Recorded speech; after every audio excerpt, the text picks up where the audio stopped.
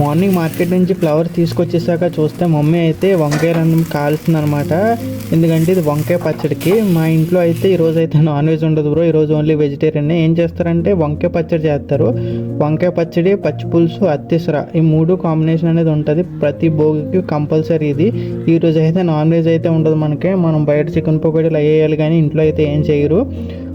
మీరైతే ఎప్పుడన్నా తిన్నారా ఈ వంకాయ పచ్చడి? అండ్ ఎవ్రీ భోగి రోజున మీరు చేసుకుంటారా లేదా కామెంట్ చేయండి, నాకు కూడా తెలుస్తుంది. అండ్ దీని రెసిపీ అయితే చెప్తాను చూడండి. ఫస్ట్ వంకాయలు మంచిగా కాల్చాలి. కాల్చడానికి బొగ్గుల మీద కాలుస్తారు, బట్ మనకైతే ఇక్కడ బొగ్గులు లేవని ఏంటంటే స్టవ్ మీదే కాల్చేస్తారు. కాల్చిన తర్వాత అందులో పసుపు, ఉప్పు, చింతపండు రసం వేసి మంచిగా కలిపారు. కలిపిన తర్వాత స్టవ్ మీద ఏంటంటే చిల్లీస్ అండ్ పోపు దినుసులు వేసిన తర్వాత ఏంటంటే ఆనియన్స్ వేసి ఫ్రై చేస్తారు.